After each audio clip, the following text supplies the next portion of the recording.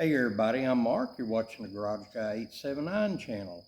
It is a beautiful early June night here at the garage in the central Appalachians of the southwestern part of Virginia. Really doesn't get any nicer than this. It's really not humid out. We're expecting some storms later tonight, so I thought I'd get this video knocked out right quick. Y'all know what it's about from the title, and you might be thinking, Mark, what were you thinking? Glock 28 chambered in 380? Yeah. I went ahead and got one of these. Sometimes you get a feeling a firearm after it's first introduced. It's been out here in the United States for well over a year now, along with the Model 25 chambered in 380 as well, and it's 19 sized. It's been available overseas for years. But this right here, Glock did a collaboration with Lipsy's and decided to distribute it here in the States. And I think they made 10,000 units. And I don't think they've been selling so well, because when they first come out, they were typical Glock price. And I got this for well over 100 beans less than typical Glock price for something like this. Say the 26 Gen 3. Of course, this is in Gen 3 style, and it might not be around much longer. Might be in some gun shops in the used section later on. I heard this wasn't such a big hit, but to me, it could be useful. Say if somebody's been carrying a 26 or 27 or even 33 they've been carrying that for years. They're used to the size of the grip, the trigger pull, the whole 9 yards. And they're starting to have some arthritic problems, maybe some nerve problems in their shooting hand, which is common with people as they get older. Maybe going down to 380 is a viable option. I mean, you already got the muscle memory or whatever. The only difference would be, the recoil. The muzzle flip, what have you, which I've already took first shots with this and there's no muzzle flip. It's a pretty soft shooter. And, tell you what, instead of me babbling on, what do you say we get over here on the bench and under the bright light and take a closer look at this? I also have my Elmer Fudd moment. My Gen 3 26 over there. Damn, I messed that up, didn't I? Anyhow, I have my Gen 3 26 over there, and we'll do a little bit of comparison. But I can tell you right now, just looking at them, you can't tell one from the other, except for one thing. You probably already know what it is, but let's go look at it anyway. Let's make it happen. Jenny. Daggone it. All right, my friends, here we are on a bench and under the bright light, and the firearms I'm going to show in this segment, they've been safety checked. Right here you can see nothing in the mag well and nothing in the chamber.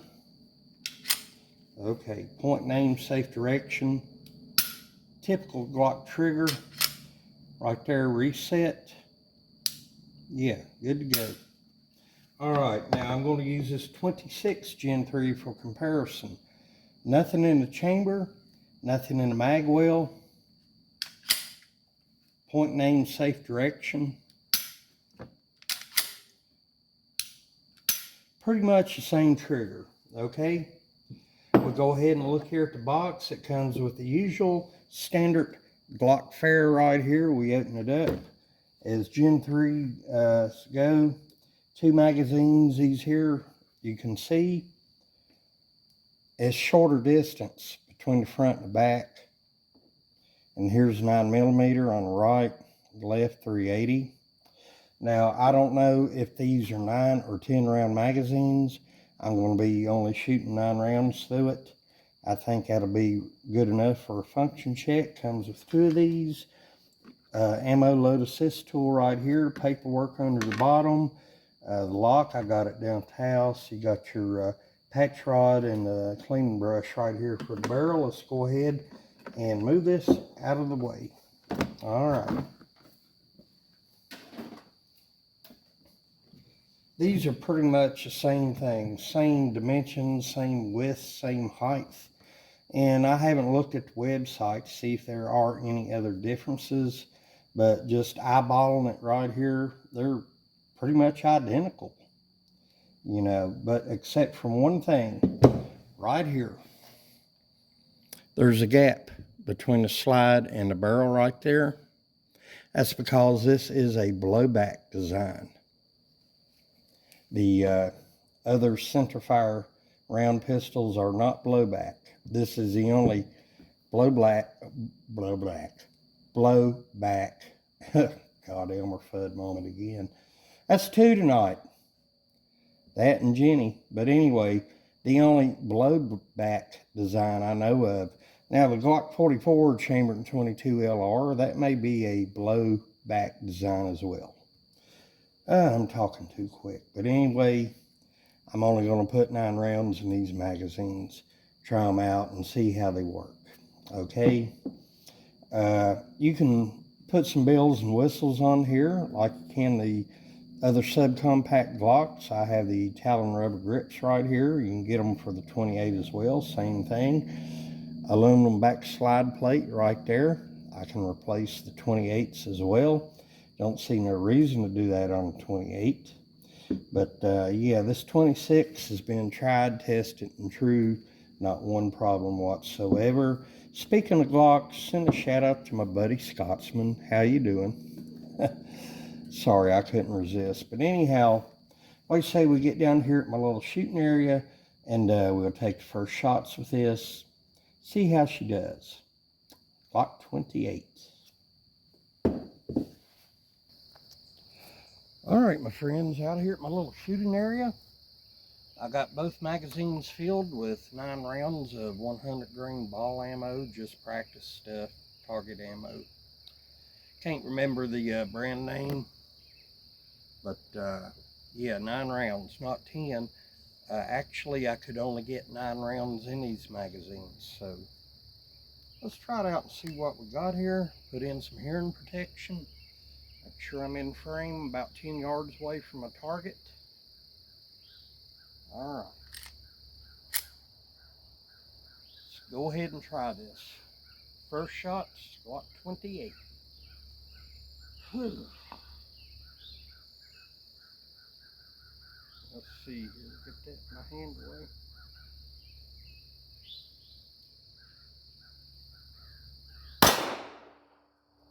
All right. That ejected right straight back at me. Okay.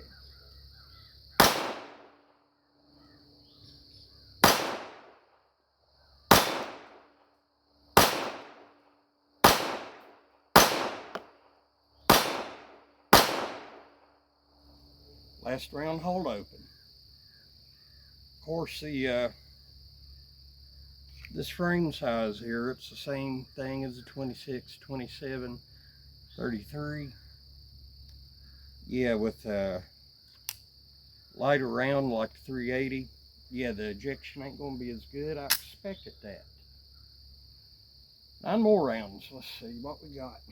Okay, relax, inhale, exhale.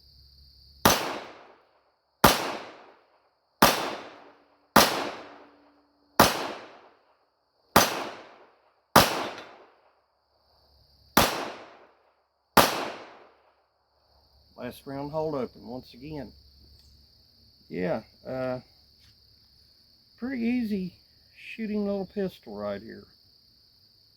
Let's say we go ahead and wrap this video up.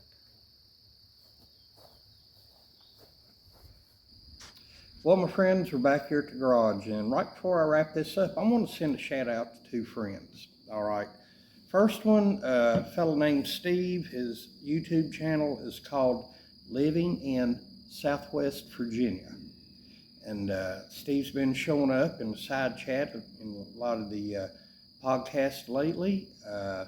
He's also started his own channel, And he's got a couple of videos on there where he's been doing a Ruger 1022 build. I can't remember if he's doing it for himself or for his brother, but he seems like a pretty good guy. So let's help him get off to a good start. Living in Southwest Virginia is the channel name. Get over there, give those videos a watch, and if you like, hit that subscribe button. Let's help him get going. And one more, my good buddy Jimmy C. And he does a podcast 2 or 3 nights a week called Jimmy C and Friends. And if you want to talk about out there, man, there is no topic they won't talk about. And they seem to have a good time about it too. So Jimmy, hope to hear from you soon, my friend. Anyhow, let's wrap this up real quick. Yeah, the only problem with this was a week spent shell ejection, and I expected that. I'd seen that on other videos here on YT, Rumble, other platforms. And, well, this design and this much mass on the slide right here, 380, yeah, the ejection, you can't expect it to be way out there. It might get better as it gets broke in. Now, there's a lot of people, well, several people that says, well, I have the solution for the cure to some of these problems with the 28. Some people have tried different guide rod springs, and I really didn't see no difference when he made the videos. And some other people says, well, it says 10 round magazines, so I only shot 9 rounds. Well, in my shooting segment, I only shot 9 rounds, and it worked just fine. No failures to feed, no jams, no stovepipes, any problems like that. It functioned flawlessly, okay? Chambered the round, pulled the trigger, the gun went bang every time, and it ejected the shell. Pretty accurate right here. Is this a viable choice for carry? Could be. You know, it didn't have the most,